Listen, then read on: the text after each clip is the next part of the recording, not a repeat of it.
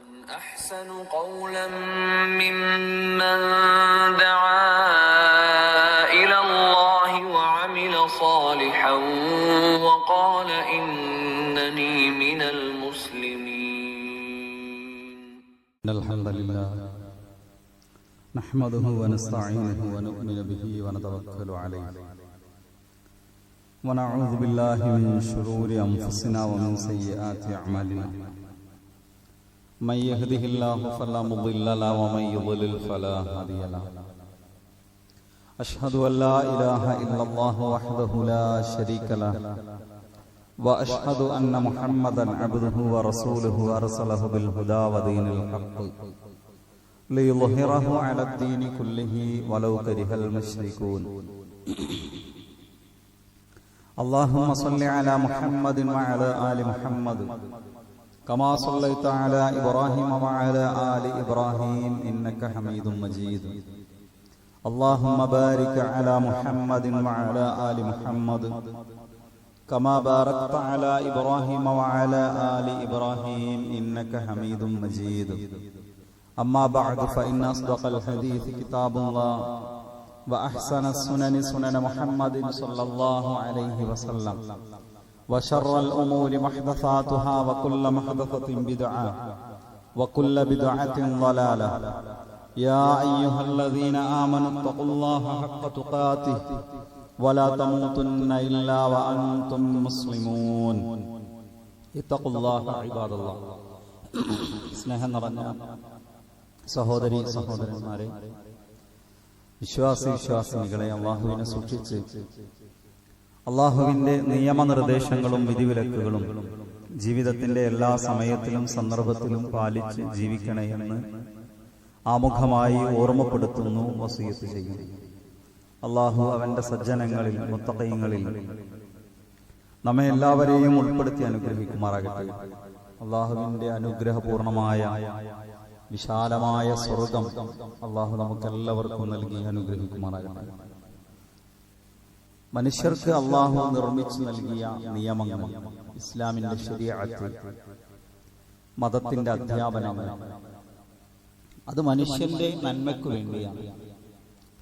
പൊതുവിൽ മതനിയമങ്ങളെ ഭാരമായി കാണുന്നവരാണ് വലിയൊരു ശതമാനം ആളുകൾ.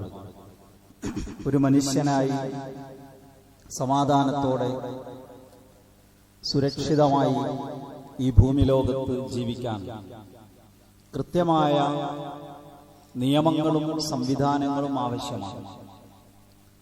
ആ നിയമങ്ങളെ അള്ളാഹു ഏറ്റവും ഫലപ്രദമായ, മനുഷ്യന് ഏറ്റവും ഉപകാരമുള്ള നിയമങ്ങൾ അള്ളാഹു നമുക്ക് നിർമ്മിച്ചു നൽകിയിട്ടുണ്ട്. അതനുസരിച്ചാണ് മനുഷ്യൻ ജീവിക്കേണ്ടത്.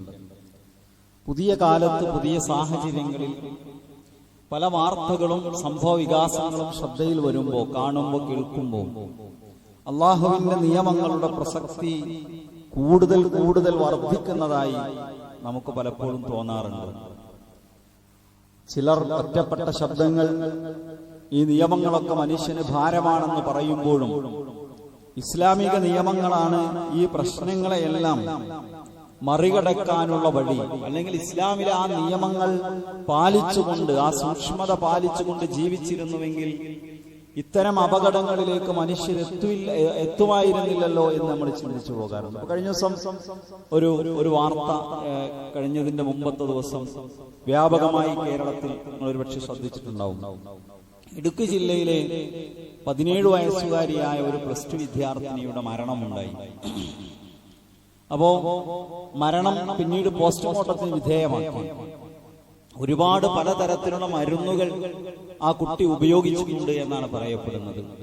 പോസ്റ്റ്മോർട്ടത്തിൽ അതിലേറെ ഞെട്ടിക്കുന്ന ഒരു സംഭവം കണ്ടെത്തിയത് ആ കുട്ടി ഗർഭിണിയായിരുന്നു, പ്രഗ്നന്റ് ആയിരുന്നു എന്നതാണ്. സ്കൂൾ വിദ്യാർത്ഥിനി, അവർ ഗർഭം ധരിച്ച് പിന്നീട് മരണപ്പെടുമ്പോൾ പോസ്റ്റ്മോർട്ടത്തിലൂടെ ആ ഗർഭം കണ്ടെത്തുന്ന ഒരു സാഹചര്യം, അത് ഉണ്ടായി വരുന്ന പശ്ചാത്തലം എന്ത് എന്നത് നമ്മൾ വിശദീകരിക്കാതെ തന്നെ മനസ്സിലാക്കാൻ കഴിയാവുന്ന സംഗതിയാണ്.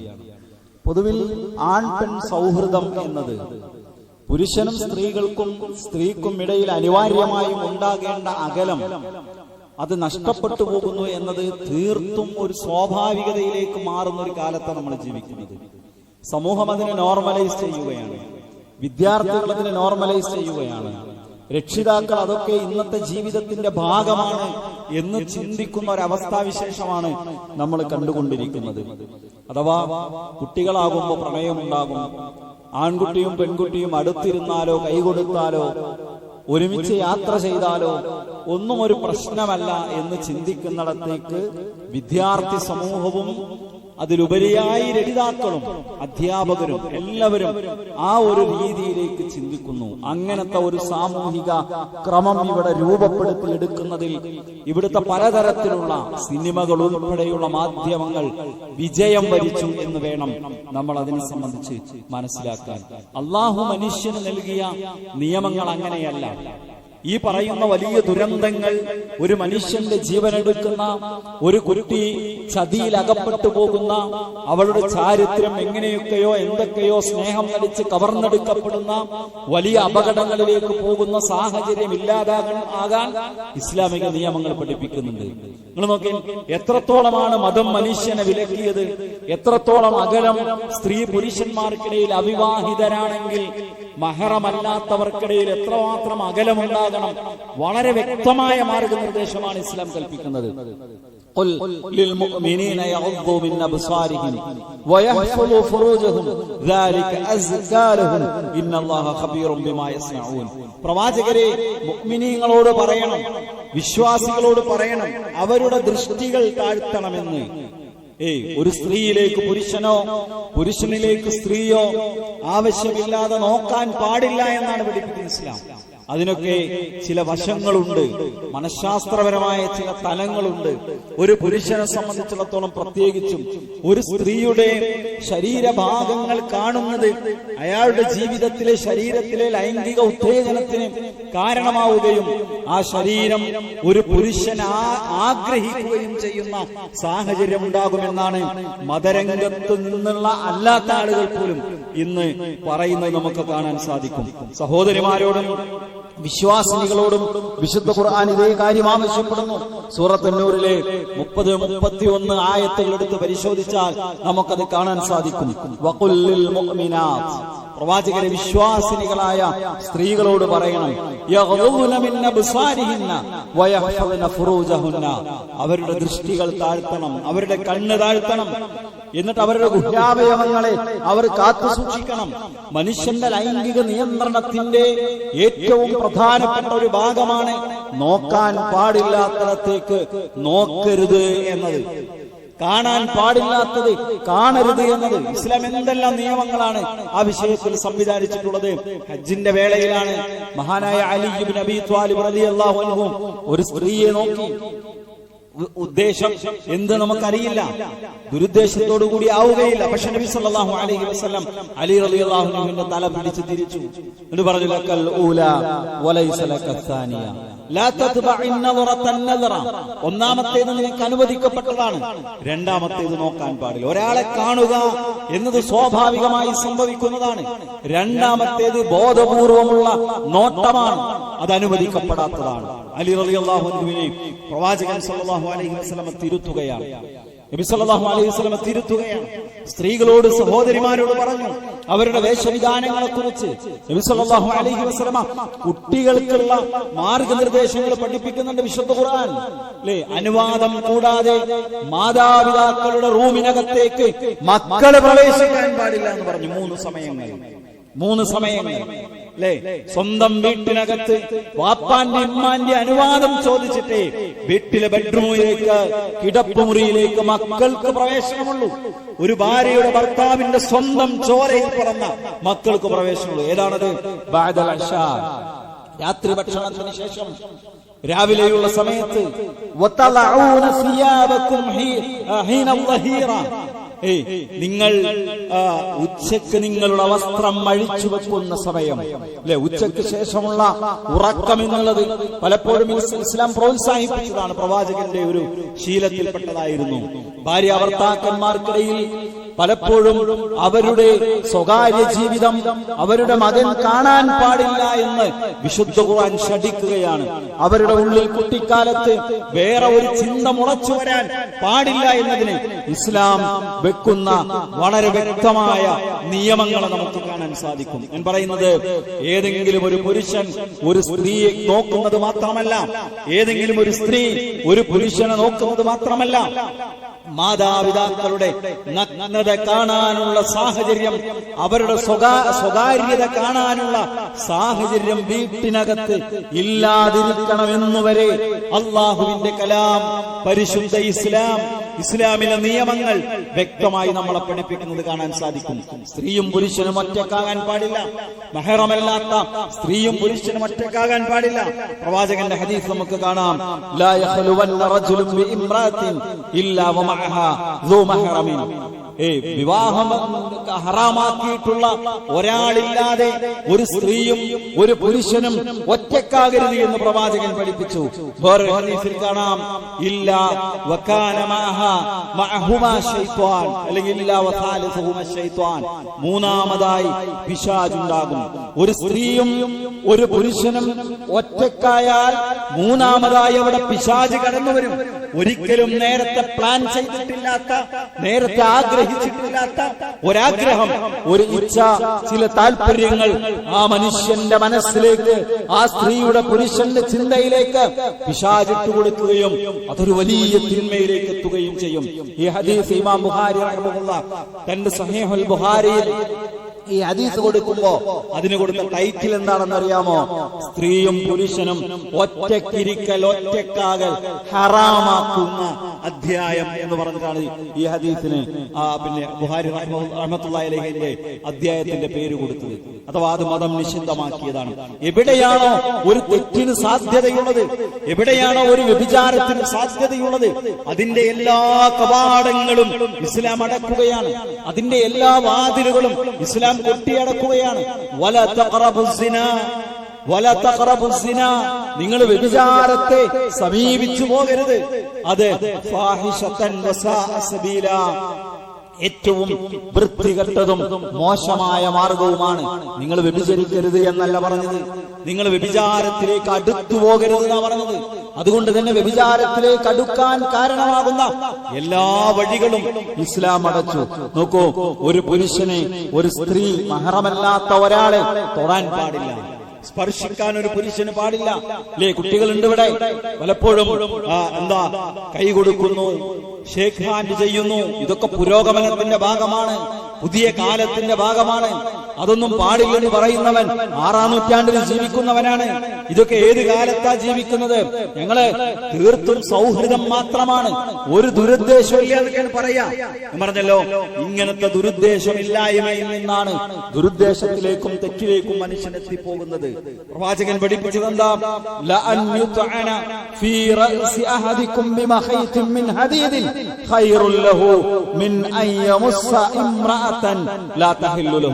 തനിക്ക് അനുവദിക്കപ്പെടാത്ത ഒരു സ്ത്രീയെ ഒരു പുരുഷൻ സ്പർശിക്കുന്നതിനേക്കാൾ അയാൾക്ക് നല്ലത് അയാളുടെ തലയിൽ ഒരു കമ്പി അടിച്ചു കയറ്റുന്നതാണ്, ഒരു ഇരുമ്പാണി അടിച്ചു കയറ്റുന്നതാണ്.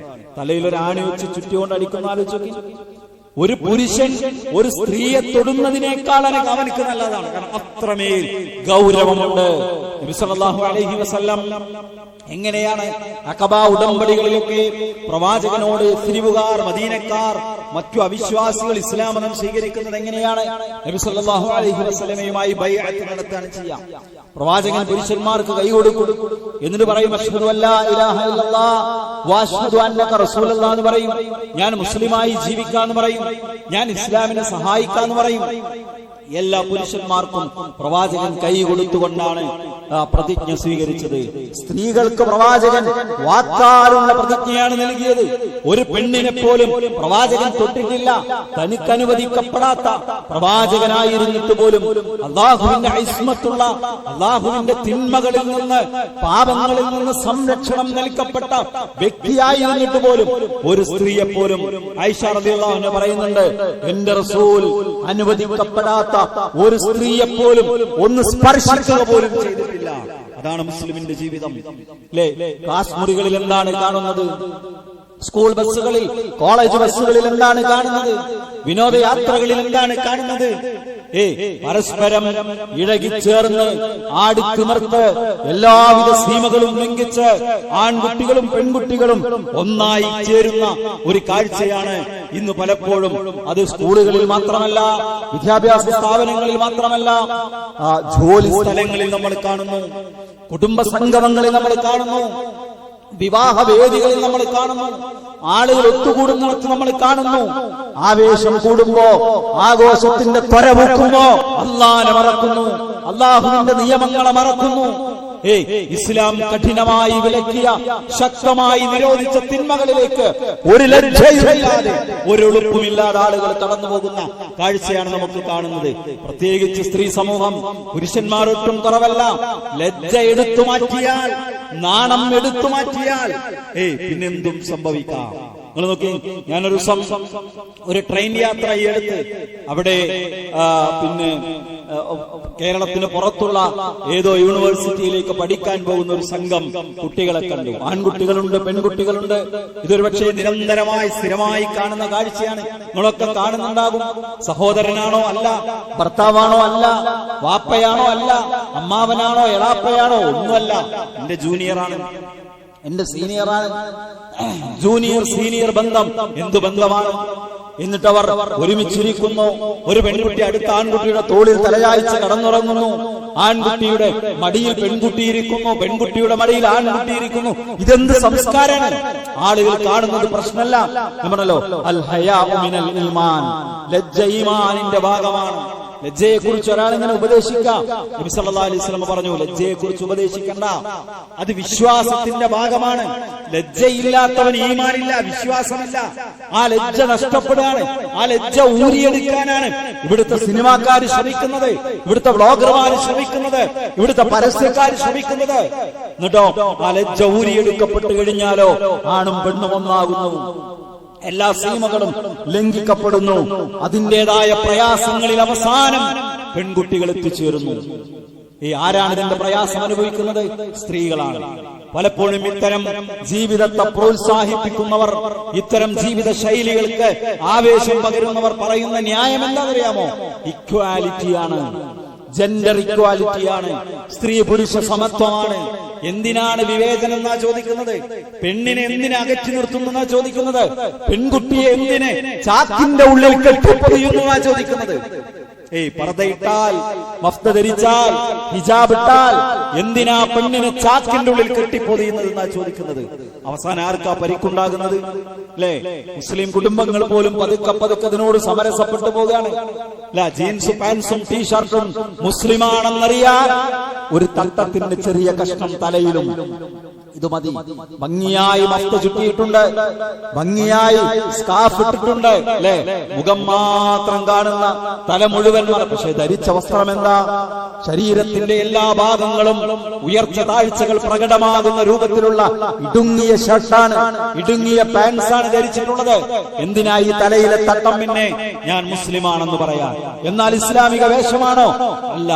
ഇസ്ലാമിക വേഷവിധാനമാണോ? അല്ല. ആ ഒരു രീതിയിലേക്ക് മുസ്ലിം കുട്ടികൾ പോലും മാറിപ്പോകുന്ന ഒരു സാഹചര്യമാണ് നമ്മൾ കാണുന്നത്. നോക്കൂ, ഇന്നലെ എനിക്കൊരു സുഹൃത്ത് ഒരു വാർത്ത അയച്ചു. ആ വാർത്ത എന്താ അറിയാമോ? ഉത്തരേന്ത്യയിൽ ഒരു പെൺകുട്ടിയെ കാണാതെയായി. 24 വയസ്സുള്ള, അവസാനം അന്വേഷിച്ച് എത്തിപ്പെട്ടത് 24 വയസ്സുള്ള തന്റെ ആൺ സുഹൃത്തിലേക്കാണ്. 24-കാരനായ ആൺ സുഹൃത്ത് ഇവളുമായി ലിവിംഗ് ടുഗദറിലായിരുന്നു. വിവാഹം കഴിക്കാതെ ഒരുമിച്ച് ജീവിക്കായിരുന്നു. അവസാനം എന്താ സംഭവിച്ചത്? ഇവൻക്ക് വേറെ വിവാഹം കഴിക്കണമെന്ന് ആഗ്രഹം തോന്നി. ഇവളെ ഒഴിവാക്കാൻ വയ്യ. ഇവളെ കൊന്നു കുഴിച്ചു മൂടി. ആലപ്പുഴയിൽ ഒരു സ്ത്രീയുടെ മരണവുമായി ബന്ധപ്പെട്ട അന്വേഷണം എന്താണ്ടായത്? കൊന്നു കുഴിച്ചു മൂടി അതിന്റെ മുകളിൽ തെങ്ങിൻ തൈ വെച്ചു. നമ്മൾ കഥയിൽ കേട്ടതോ എവിടെയെങ്കിലും ആലങ്കാരികമായി പറയുന്നതായ പ്രയോഗങ്ങൾ നമ്മുടെ കൺമുന്നിൽ കാണാം. അല്ലെ? എന്താ ജെൻഡർ ഇക്വാലിറ്റിയുടെയും സ്ത്രീ സ്വാതന്ത്ര്യത്തിന്റെയും സ്ത്രീ പുരുഷ സമത്വത്തിന്റെയും ഒക്കെ പേര് പറഞ്ഞ് എല്ലാ നിയമങ്ങളും ലംഘിച്ച് തുറന്ന ജീവിതത്തിലേക്ക് പോകുമ്പോ അതിന്റെ ഇരയാകുന്നത് ഏതൊരു സ്ത്രീയുടെ സ്വാതന്ത്ര്യത്തിന് വേണ്ടി വാദിച്ചുകൊണ്ടാണോ ഇത്തരം ജീവിതത്തിന് വേണ്ടി പ്രോത്സാഹിപ്പിക്കുന്നത്, ഏതൊരു പെണ്ണിന്റെ ഉയർച്ച വാദിച്ചുകൊണ്ടാണോ ഇത്തരം ജീവിതത്തിന് കയ്യടി കൊടുക്കുന്നത്, ആ സ്ത്രീകൾ വലിയ രൂപത്തിൽ ആക്രമിക്കപ്പെടുന്ന സാഹചര്യമാണ് നമ്മൾ കാണുന്നത്. ഇന്നലെ ഒരു ഡോക്ടറുടെ വീഡിയോ കണ്ടു. ഒരു ഡോക്ടർ ഒരു 3-4 സംഭവം ഒരുമിച്ച് ശ്രദ്ധയിൽ വന്നപ്പോഴാണ് ഈ വിഷയം സംസാരിക്കണം തോന്നിയത്. ഡോക്ടർ പറഞ്ഞതറിയോ? 18 വയസ്സായ പെൺകുട്ടികളുടെ അബോർഷൻ അതാവശ്യപ്പെട്ടുകൊണ്ട് വരുന്ന കുട്ടികളുടെ എണ്ണം വർദ്ധിക്കുന്നു. ഗർഭം അലസിപ്പിക്കാൻ വേണ്ടി ഡോക്ടർ അടുത്ത് വരുന്ന പെൺകുട്ടികളുടെ എണ്ണം വർദ്ധിപ്പിക്കുന്നു. ഡോക്ടർ പറഞ്ഞെന്താ? ഇവർക്കൊക്കെ ഗർഭനിരോധന സംവിധാനങ്ങൾ ഉപയോഗിച്ചുകൂടെന്നാണ്. നല്ല തെറ്റാണെന്ന് പറഞ്ഞില്ല. 18 വയസ്സായ ഒരാള് ഞാൻ ഗർഭിണിയാണ്, എനിക്ക് അബോർട്ട് ചെയ്യണമെന്ന് പറഞ്ഞു വന്നാ തിരിച്ചയക്കാൻ ഞങ്ങൾക്ക് കഴിയില്ല. ഡോക്ടർ പറയാ തിരിച്ചെനിക്ക് അയക്കാൻ കഴിയില്ല. ഒരുപാട് കുട്ടികളാ വരുന്നത്. എങ്ങനെയാണ് ഇവർ പ്രഗ്നന്റ് ആകുന്നത്? ഇവർ വിവാഹിതരല്ല. ഇവരെങ്ങനെയാണ് പ്രഗ്നന്റ് ആകുന്നത്? ഇത്രയധികം അവിഹിത ബന്ധങ്ങൾ ഉണ്ടാകുന്നത് എങ്ങനെയാണ്?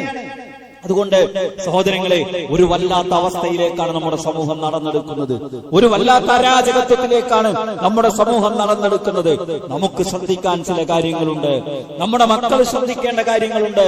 നമ്മുടെ മക്കളെ വളർത്തുമ്പോൾ നമ്മൾ ശ്രദ്ധിക്കേണ്ട കാര്യങ്ങളുണ്ട്. നേരത്തെ പറഞ്ഞതാണ്, ഒരു അന്യ സ്ത്രീക്ക് അന്യ പുരുഷനെയോ അന്യ പുരുഷൻ അന്യ സ്ത്രീയെയോ തൊടാൻ പാടില്ല, ഒറ്റക്കാകാൻ പാടില്ല, ഒറ്റക്കാകാൻ പാടില്ല. അവൻ എനിക്ക് സഹോദര തുല്യനാണ് എന്നൊക്കെ വാചകമായി പറയാം. പക്ഷേ മതം ഒരുമിച്ച് യാത്ര ചെയ്യാനോ ഒറ്റപ്പെടാനോ ഇസ്ലാം അനുവദിച്ചിട്ടില്ല. നമ്മൾ മനസ്സിലാക്കേണ്ടത് ഇസ്ലാം അനുവദിച്ചിട്ടില്ല. എവിടെയാണ് ഇത് ഈ ചിന്തകൾ, തെറ്റായ ചിന്തകൾ പൊട്ടിമുളക്കുക എന്ന് നമുക്കറിയാൻ കഴിയില്ല. അതുപോലെ തന്നെയാണ് വേഷവിധാനങ്ങൾ ഇസ്ലാം സ്ത്രീക്ക് നിശ്ചയിച്ചത്. അവരിൽ പുരുഷന് ആകർഷണീയത തോന്നാത്ത രൂപത്തിലുള്ള വേഷവിധാനമാണ് ഇസ്ലാം നിശ്ചയിച്ചു കൊടുത്തിട്ടുള്ളത്. പ്രവാചകൻ പറഞ്ഞു, നിസാഉൻ കാസിയാത്തുൻ ആരിയാത്തുൻ മായിലാത്തുൻ മുമീലാത്തുൻ ലാ യദ്ഖുലുൽ ജന്ന. വേഷം ധരിച്ചിട്ടുണ്ട്, പക്ഷെ അവർ നഗ്നകളാണ്. അവരുടെ നഗ്നത കാണാം, അവരുടെ നഗ്നത ആസ്വദിക്കുന്നവന് പൂർണ്ണമായും കാണാൻ കഴിയും. ആ ആളുകളെ സംബന്ധിച്ചിടത്തോളം ലാ യദ്ഖുലുൽ ജന്ന, അവർക്ക് സ്വർഗ്ഗത്തിൽ പ്രവേശിക്കാൻ കഴിയില്ല. വലാ യജിദുന റിഹഹാ, അല്ല അവർക്ക് സ്വർഗ്ഗത്തിന്റെ സുഗന്ധം പോലും ആസ്വദിക്കാൻ കഴിയില്ല. സ്വർഗ്ഗത്തിന്റെ സുഗന്ധം എത്ര ദൂരത്തേക്ക് ഉണ്ടാവുമെന്നറിയാമോ? ഒരു റിവായത്തിൽ പറഞ്ഞത് 100 കൊല്ലം യാത്ര ചെയ്യാവുന്ന ദൂരത്തിലേക്ക്. വേറെ റിവായത്തിൽ കാണാം 500 വർഷം യാത്ര ചെയ്യാവുന്ന ദൂരത്തേക്ക്. അത്ര ദൂരത്തേക്ക് സ്വർഗത്തിന്റെ 500 കൊല്ലം യാത്ര ചെയ്യണമെങ്കിൽ എത്ര ദൂരം വേണ്ടി വരും? അത്ര ദൂരത്തേക്ക് സ്വർഗത്തിന്റെ സുഗന്ധം ഉണ്ടാകും. അതിനുമപ്പുറമായിരിക്കും ഇസ്ലാമിക വേഷം ധരിക്കാത്ത പെണ്ണിന്റെ പരലോകത്തെ സ്വർഗവുമായുള്ള ബന്ധമെന്ന് അല്ലാഹു സുബ്ഹാനഹു വ തആല നമ്മളെ പഠിപ്പിക്കുമ്പോൾ സഹോദരങ്ങളെ, നമ്മളത് വളരെ ഗൗരവത്തോടുകൂടി എടുക്കേണ്ടതുണ്ട് എന്നാണ് ഓർമ്മപ്പെടുത്താനുള്ളത്. നോക്കി, നിങ്ങൾ വ്യഭിചാരം എന്ന് പറഞ്ഞ എന്താ? ഒരു സ്ത്രീയും പുരുഷനും അവരുടെ ശരീരം പങ്കുവെക്കുന്നത് മാത്രമാണോ വ്യഭിചാരം? ഒരു സ്ത്രീയും പുരുഷനും അവരുടെ ശരീരം പങ്കുവെക്കുന്നത് മാത്രമാണോ വ്യഭിചാരം? പ്രവാചകൻ പറഞ്ഞു, കുതിബ അലാ ഇബ്നി ആദമ നസീബുഹു മിനസ് സിനാ. ഇബ്നു ആദമിനെ സിന നിശ്ചയിക്കപ്പെട്ടിട്ടുണ്ട്. ഫൽഐനാനി സിനാഹുമൻ നദർ, കണ്ണിന്റെ വ്യഭിചാരം. ശരീരത്തിന് ലൈംഗിക അവയവത്തിന് മാത്രമല്ല വ്യഭിചാരം, കണ്ണിന് വ്യഭിചാരമുണ്ട്, അത് നോട്ടമാണ്. വല്ലുദ്നാൻ, ചെവിക്ക് വ്യഭിചാരമുണ്ട്. സിനാഹുമൽ ഇസ്തിമാ, ഫോണിലൂടെ നേർക്കുനേരെ ഒറ്റക്കിരുന്ന് പാർക്കിലിരുന്ന് ബീച്ചിലിരുന്ന് കോളേജ് ക്യാമ്പസിലെ തണൽ മരത്തിന്റെ ചോട്ടിലിരുന്ന് ഗാർഡൻ ചെയറിലിരുന്ന് ദീർഘമായി ആണും പെണ്ണും അവരുടെ സ്വകാര്യതകൾ പങ്കുവെക്കുമ്പോ, അവർ തുറന്ന് സംസാരിക്കുമ്പോ ആ കേൾക്കുന്നത് വ്യഭിചാരമാണ്, ആ പറയുന്നത് വ്യഭിചാരമാണ്. ഈ കാലത്ത് ഇങ്ങനെയൊക്കെ പറയാൻ പറ്റുമോ എന്ന് ചിന്തിക്കുന്നുണ്ടാവും. ഇത് ദീനാണ് സുഹൃത്തുക്കളെ. ഇതിലെ മനുഷ്യന് രക്ഷയുള്ളൂ, ഇതിലെ മനുഷ്യന് സമാധാനമുള്ളൂ, ഇതിലെ മനുഷ്യന് സമാധാനമുള്ളൂ. ഇനിയും പെൺകുട്ടികൾ ഒന്ന് കുഴിച്ചു മൂടാതെ ഇരിക്കപ്പെടണമെങ്കിൽ, ഇനിയും പെൺകുട്ടികൾ അവരുടെ 14-ലും 15-ലും 16-ഉം വയസ്സുകളിൽ ഗർഭിണികളാകാതിരിക്കണമെങ്കിൽ, എന്നിട്ട് ഡോക്ടറുടെ മുന്നിൽ പോയി എന്നെ ഒന്ന് അബോർട്ട് ചെയ്തു തരുമോ എന്ന് കേണപേക്ഷിക്കാതിരിക്കണമെങ്കിൽ, ഇസ്ലാം പഠിപ്പിക്കുകയാണ്, സംസാരിക്കുന്നതും കേൾക്കുന്നതും വ്യഭിചാരമാണ്. വല്ലിസാനു സിനാഹുൽ കലാം, നാവിന്റെ വ്യഭിചാരം സംസാരമാണ്. വൽയദു സിനാഹൽ ബത്ഷ്, കൈയിന്റെ വ്യഭിചാരം പിടുത്തമാണ്. വറജുലു സിനാഹൽ ഖുതാ, കാലിന്റെ വ്യഭിചാരം തെറ്റിലേക്ക് നടക്കലാണ്.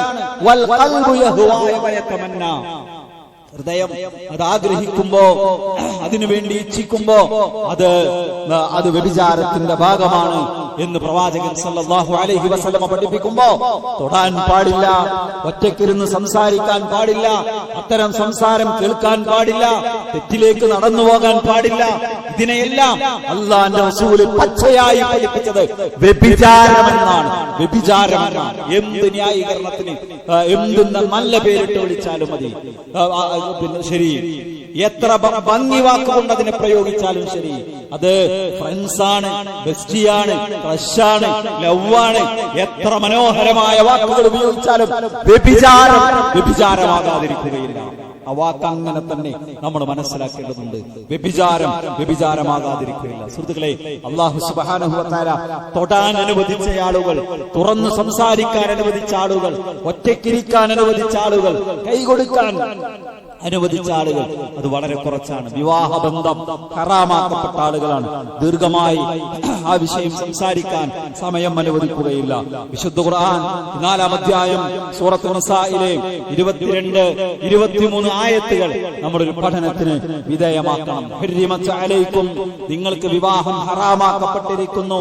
ഉമ്മഹാത്തുക്കും, നിങ്ങളുടെ ഉമ്മമാരെ, വബനാത്തുക്കും, നിങ്ങളുടെ പെൺമക്കളെ, വഅഖവാത്തുക്കും, നിങ്ങളുടെ സഹോദരിമാരെ, വഅമ്മാത്തുക്കും, നിങ്ങളുടെ വാപ്പാന്റെ സഹോദരിമാരെ, വഖാലാത്തുക്കും, നിങ്ങളുടെ ഉമ്മയുടെ സഹോദരിമാരെ, വബനാത്തുൽ അഖി, സഹോദരന്റെ പെൺമക്കളെ, വബനാത്തുൽ ഉഖ്തി, സഹോദരിയുടെ പെൺമക്കളെ, വഉമ്മഹാത്തുക്കും അല്ലത്തി അർളഅനക്കും, നിങ്ങളുടെ മുലകുടി ബന്ധത്തിലുള്ള ഉമ്മമാരെ. ഈ ആളുകളോട്, അഥവാ ഒരു പുരുഷനെ സംബന്ധിച്ചിടത്തോളം ഉമ്മ മുകളിലേക്ക് വല്യമ്മമാർ അങ്ങനെ പോയാൽ, പിന്നെ ഉമ്മയുടെ സഹോദരിമാർ, വാപ്പാന്റെ സഹോദരിമാർ, സ്വന്തം സഹോദരന്മാരുടെ മക്കൾ, സ്വന്തം ആൺമക്കളുടെ മക്കൾ, സ്വന്തം പെൺമക്കളുടെ മക്കൾ, ഇവരൊക്കെ മഹറമുകളാണ്. ഇവരോട് ഒരുമിച്ചിരിക്കാം, ഇവർക്ക് കൈകൊടുക്കാം, ഇവരോട് തുറന്ന് സംസാരിക്കാം, ഇവരോട് ഒരുമിച്ച് ഒറ്റയ്ക്ക് യാത്ര ചെയ്യാം. മതം അനുവദിച്ചതാണ്. നോക്കി, ഇതിനെങ്ങനെ വിശദീകരിച്ച് പറയുമ്പോ, ഒരു സ്ത്രീയെ സംബന്ധിച്ചാണെങ്കിൽ വാപ്പ, മകൻ, സഹോദരൻ, പിതാവിന്റെ സഹോദരങ്ങൾ, സ്വന്തം മാതാവിന്റെ സഹോദരങ്ങൾ, സ്വന്തം സഹോദരങ്ങളുടെ ആൺമക്കൾ, സ്വന്തം സഹോദരിയുടെ ആൺമക്കൾ, ഈ ആളുകൾ, ഈ 7 വിഭാഗം ആളുകൾ, ഇവർ മഹറമുകളാണ്. ഇവരോട് ഒരുമിച്ചിരിക്കുന്നതോ, ഒപ്പം യാത്ര ചെയ്യുന്നതോ, തുറന്ന് സംസാരിക്കുന്നതോ, കൈ കൊടുക്കുന്നതോ കുഴപ്പമില്ല. ഇതല്ലാത്ത ആളുകളോ അത് അനുവദിക്കപ്പെടാത്തതാണ്. ഇതാണ് കുടുംബ ബന്ധത്തിലുള്ള മഹറമുകൾ എന്ന് പറയും. ഇനി മുലകുടി ബന്ധത്തിലൂടെ, റളാഅത്തിലൂടെ ഈ ആളുകളൊക്കെ, ഒരു പുരുഷൻ കുട്ടിക്കാലത്ത് 2 വയസ്സിന് മുമ്പ് ഒരു സ്ത്രീയുടെ പാൽ 5 തവണ കുടിച്ചാൽ, പിന്നെ മുല കൊടുത്ത സ്ത്രീയും മകനും തമ്മിലുള്ള ബന്ധം നസബിൽ അതേ ബന്ധം പോലെയാണ്. സ്വന്തം ഉമ്മാനെ പോലെയാണ്. അവരുടെ ഭർത്താവ് സ്വന്തം മാപ്പാനെ പോലെയാണ്. അവരുടെ മകൾ സ്വന്തം സഹോദരിയെ പോലെയാണ്. അവർക്ക് തമ്മിൽ വിവാഹം ചെയ്യാൻ പാടില്ല. തനിക്ക് പാല് തന്ന സ്ത്രീയുടെ മകൾ സ്വന്തം സഹോദരിയാണ്. പ്രവാചകന്റെ കാലത്ത് അങ്ങനെ ഒരു സംഭവം ഉണ്ടായി. 2 ആള് കല്യാണം കഴിച്ചു. കുറെ കഴിഞ്ഞപ്പോഴാണ് അവർ അങ്ങനെ അന്വേഷിച്ചറിഞ്ഞപ്പോ മുലകുടി ബന്ധത്തിൽ ഇവർ സഹോദരങ്ങളാണ്. അപ്പൊ ഈ പ്രസവിച്ച കുട്ടികളൊക്കെ ചിലപ്പോ ആർക്കെങ്കിലും ഒരു തമാശക്ക് പോലും പാല് കൊടുക്കുകയാണെങ്കിൽ അത് ശ്രദ്ധിക്കണം, സൂക്ഷിച്ചു വെക്കണം. സഹോദരങ്ങൾ തമ്മിൽ വിവാഹം നടക്കുന്ന സാഹചര്യം ഉണ്ടാവും. നബിയുടെ അടുത്ത് വന്നു, കേസ് എന്താ അന്വേഷിച്ചു വന്നപ്പോ ഇയാളുടെ മുലകുടി ബന്ധത്തിലുള്ള സഹോദരിയാണ്. നബി സല്ലല്ലാഹു അലൈഹി വസല്ലം ചോദിച്ചു, നബിയെ, റളാഅത്തിൽ എന്റെ സഹോദരിയാണ് അവർ, ഞങ്ങൾ കുറെ മുമ്പ് കല്യാണം കഴിഞ്ഞതാണ്. നബി പറഞ്ഞു, അത് പറയപ്പെട്ടു കഴിഞ്ഞു, അതുകൊണ്ട് നിങ്ങൾ ഉടൻ പിരിയണം. സ്വന്തം സഹോദരിമാരെ കല്യാണം കഴിക്കാൻ പറ്റും. അതേപോലെയാണ് മുലകുടി ബന്ധത്തിലുള്ളത്. പിന്നെ കെട്ടുബന്ധങ്ങളിലൂടെ പിന്നെ എന്താ പറയാ, മഹറമുകൾ ഉണ്ടാകും. ഇപ്പൊ ഒരു സ്ത്രീയെ സംബന്ധിച്ചിടത്തോളം ഭർത്താവിന്റെ വാപ്പ, ഭർത്താവിന് വേറെ വിവാഹം കഴിച്ചത് മക്കളുണ്ടെങ്കിൽ ആ മക്കൾ, പിന്നെ സ്വന്തം ഉമ്മയുടെ ഭർത്താവ്, സ്വന്തം വാപ്പല്ലാത്ത ഉമ്മ വിവാഹമോചനം ചെയ്ത് വേറെ ആളെ കല്യാണം കഴിച്ചത് ഉമ്മയുടെ ഭർത്താവ്, അതുപോലെ തന്നെ മകളുടെ ഭർത്താവ്, ഇതൊക്കെ കെട്ടുബന്ധങ്ങളിലൂടെ ഉണ്ടാകുന്ന മഹറമുകളാണ്. ഇവരോടും തുറന്ന് സംസാരിക്കാനും, ഭർത്താവിന്റെ വാപ്പാനോട്, ഭർത്താവിന്റെ മക്കളോട്, ഉമ്മയുടെ ഭർത്താവിനോട്, മകളുടെ ഭർത്താവിനോട് ഒക്കെ അവര് മഹറമകളാണ്. അവർ തമ്മിൽ വിവാഹം നടക്കാൻ പാടില്ല. മഹറമകൾ എന്ന നിലക്ക് സ്വതന്ത്രമായി ഇടപെടാൻ ഒക്കെ അനുവദിക്കപ്പെട്ട സംഗതിയാണ്. അതുപോലെ തന്നെ പിന്നെ ഈ ആളുകളെ സംബന്ധിച്ചിടത്തോളം ഭർത്താവിന്റെ പിതാവും ഭർത്താവിന്റെ മകനും മകളുടെ ഭർത്താവും അവർ എന്താ പറയാ കെട്ടുബന്ധമാണ് നിഷിദ്ധമാക്കപ്പെട്ടിട്ടുള്ളത്. പൂർണ്ണമായും സ്വതന്ത്രമായി ഇടപെടാനുള്ള അവകാശം ആ കൂട്ടത്തിലുമില്ല. കുറച്ച് വിശദമായി സംസാരിക്കേണ്ട ഒരു ഏരിയ ഞാനത് ചുരുങ്ങിയ ഒരു സമയത്തിൽ പറഞ്ഞെന്തിനറിയോ, ഒരു സ്ത്രീക്കും പുരുഷനും സ്വതന്ത്രമായി ഇടപഴകാൻ പറ്റുന്ന ആളുകൾ ഈ പറയുന്ന ആളുകളാണ്. ഇതല്ലാത്തവരെ സംബന്ധിച്ചിടത്തോളം അതെല്ലാം ഇസ്ലാം എണ്ണിയത് വ്യഭിചാരത്തിന്റെ കണത്തിലാണ്. അതിലേക്ക് പോകാതിരിക്കുമ്പോൾ അതിന്റെ ഗുണമാർക്കാണ് മനുഷ്യനാണ് കിട്ടുന്നത്. നേരത്തെ നമ്മൾ പറഞ്ഞതുപോലെ അപകടങ്ങളിൽ നിന്ന് സംരക്ഷിക്കപ്പെടുന്ന ഒരു സാഹചര്യം അള്ളാഹു ഏത് നിയമം നമ്മൾ പാലിച്ചാലും ആത്യന്തികമായി നമുക്കത് സുരക്ഷയാണ് പ്രദാനം ചെയ്യുക. ആ നിലക്ക് ദീന് പഠിക്കാനും അതനുസരിച്ച് ജീവിക്കാനും അള്ളാഹു നമ്മെ എല്ലാവരെയും അനുഗ്രഹിക്കുമാറാകട്ടെ.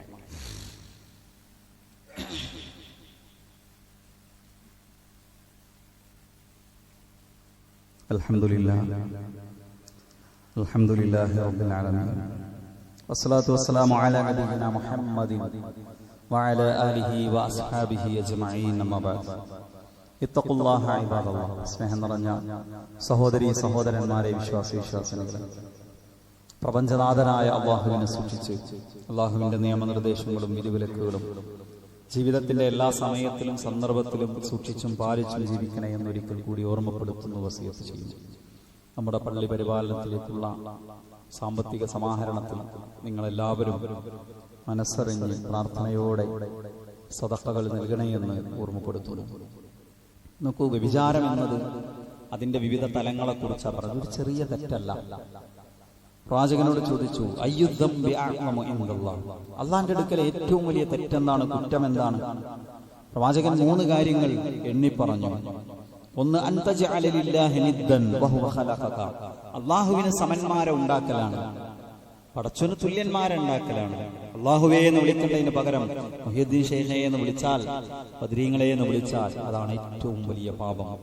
ഏതെങ്കിലും കല്ലിനോ വിഗ്രഹത്തിനോ മറ്റു പ്രതിഷ്ഠകൾക്കോ മൂർത്തികൾക്കോ മരിച്ചുപോയ മഹാന്മാർക്കോ പ്രവാചകന്മാർക്കോ ആരാധനയുടെ ഏതെങ്കിലും ഒരു അംശം വകവെച്ചു കൊടുത്താൽ അതാണ് ഏറ്റവും വലിയ പാപം.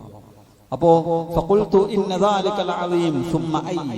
അത് ഏറ്റവും വലിയ പാപമാണ്. പിന്നെ ഏതാണ്? അത് കഴിഞ്ഞാൽ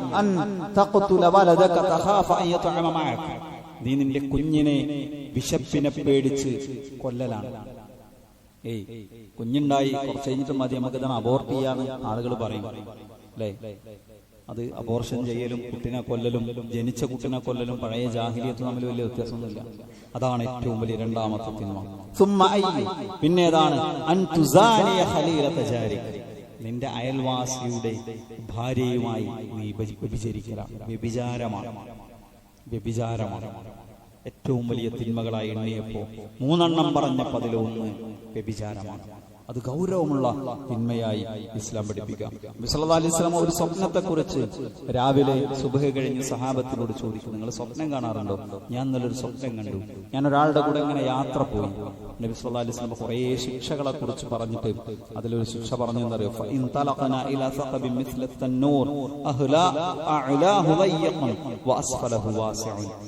മുകൾ ഭാഗം ഇടുങ്ങിയ അടിഭാഗം വിശാലമായ അടുപ്പിന് മുകളിൽ ഇരിക്കുന്ന അടുപ്പ് പോലത്തെ ഒരു വലിയ പാത്രത്തിനെ പിന്നെ ഞാൻ കാണുകയുണ്ടായി. അങ്ങനെ ഞാൻ അതിന്റെ താഴെ താഴെ തീ കത്തിച്ചുകൊണ്ടിരിക്കുന്നു. ഞാൻ അതിന്റെ അടുത്തേക്ക് ചെന്നപ്പോ അതിനകത്ത് റിജാലും വനിസാഉൻ ഉറാത്ത്, കുറെ നഗ്നന്മാരും നഗ്നകളുമായ സ്ത്രീകളും പുരുഷന്മാരുമാണ് അതിനകത്തുള്ളത്. വലിയൊരു മുകൾ ഭാഗം ഇടുങ്ങിയ അടിയിൽ തീ കത്തിച്ചുകൊണ്ടിരിക്കുന്ന പാത്രത്തിനകത്ത് എന്തുമാത്രം വലിയ വേദനകളും യാതനകളുമായിരിക്കും അവർ അനുഭവിച്ചുകൊണ്ടിരിക്കുക. ഞാൻ ചോദിച്ചു, ഇതാരാണ്? അവസാനം എനിക്ക് അവരെ കുറിച്ച് മറുപടി തന്നത് അവർ വ്യഭിചാരികളും വ്യഭിചാരിണികളുമാണ്. ഈ ഹദീസ് വിശദീകരിക്കുന്നിടത്ത് പണ്ഡിതന്മാര് പറയാറുള്ളത് ഇത് ബർസഖി ലോകത്തുള്ള ശിക്ഷയാണെന്നാണ്. പരലോകത്തെ ശിക്ഷ എന്നല്ല. ഒരുപാട് ആളുകൾ പറഞ്ഞിട്ടുള്ളത് പരലോകത്തിന് മുമ്പ് മരിച്ചു കഴിഞ്ഞാൽ ഖബറിൽ അനുഭവിക്കുന്ന ശിക്ഷകളുടെ കൂട്ടത്തിലാണ് ഈ ശിക്ഷ എണ്ണിയിട്ടുള്ളത്. അത്രമേൽ നമ്മൾ പരലോകത്ത് പിടിക്കപ്പെടുന്ന അള്ളാഹുവിന്റെ ശിക്ഷയ്ക്ക് വിധേയമാകുന്ന തിന്മയാണിത്. സുഹൃത്തുക്കളെ, സ്വകാര്യതകളെ നമ്മൾ സൂക്ഷിക്കണം. നമ്മുടെ ജീവിതത്തിലേക്ക് അബദ്ധങ്ങൾ കടന്നു വരാതിരിക്കാൻ നമ്മൾ നന്നായി ശ്രദ്ധിക്കണം. ഒരു ചെറിയ സമയം മതി. ആണും പെണ്ണും ഒറ്റക്കാകരുതെന്ന് പ്രവാചകൻ പറഞ്ഞു. എന്തിനറിയോ? ശൈത്താൻ ഒരൊറ്റ നിമിഷം മതി. മനുഷ്യന്റെ മനസ്സ് ചപലമാണ്, അതിൽ തെറ്റായ ചിന്തക്ക് ചെറിയൊരു സമയം മതി. നമ്മുടെ കയ്യിൽ ഫോണുണ്ട്, പലതും കാണാൻ പറ്റും. അക്കാഴ്ച വ്യഭിചാരമാണ്. നമ്മൾ ശ്രദ്ധിക്കണം. അല്ലാഹു സുബ്ഹാനഹു വ തആല നമ്മുടെ തെറ്റുകൾ പുറത്തു തരികയും നല്ല മുത്തഖയായി തഖ്വയോടുകൂടി ജീവിക്കാൻ നമുക്ക് എല്ലാവർക്കും തൗഫീഖ് നൽകി അനുഗ്രഹിക്കുകയും ചെയ്യുമാറാകട്ടെ. നമ്മിൽ നിന്ന് വന്ന എല്ലാ വീഴ്ചകളും അല്ലാഹു നമുക്ക് പുറത്തു മാപ്പ് നൽകുമാറാകട്ടെ. നമ്മിൽ നിന്ന് പ്രയാസങ്ങൾ അനുഭവിക്കുന്ന ധാരാളം ആളുകളുണ്ട്. പ്രാർത്ഥന കൊണ്ട് വസിയത്ത് ചെയ്ത 2 ആളുകൾ, ഒരു പ്രായം ചെന്ന നമ്മുടെ ഒരു സഹോദരന്റെ ഉമ്മ വീട്ടിലേക്ക് ഹോസ്പിറ്റലിൽ നിന്ന് മടക്കി, മറ്റത് ഒരു ചെറിയ കുട്ടിക്ക് വേണ്ടി ഹോസ്പിറ്റലിൽ പരിശോധനകൾക്ക്, ചെക്കപ്പുകൾക്ക് ടെസ്റ്റുകൾക്ക് വിധേയമായി കൊണ്ടിരിക്കുകയാണ്. അള്ളാഹു 2 പേർക്കും ശിഫാഉൻ ആജിലിനെ പ്രദാനം ചെയ്യുമാറാകട്ടെ. ദീർഘമായ ആരോഗ്യം അള്ളാഹു 2 പേർക്കും പ്രദാനം ചെയ്യുമാറാകട്ടെ.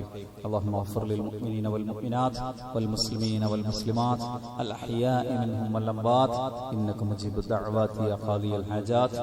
അല്ലാഹുമ്മ അജിർനാ മിനൻ നാർ, അല്ലാഹുമ്മ അജിർനാ മിനൻ നാർ, അല്ലാഹുമ്മ أجرنا من النار وادخلنا الجنة يا رب العالمين.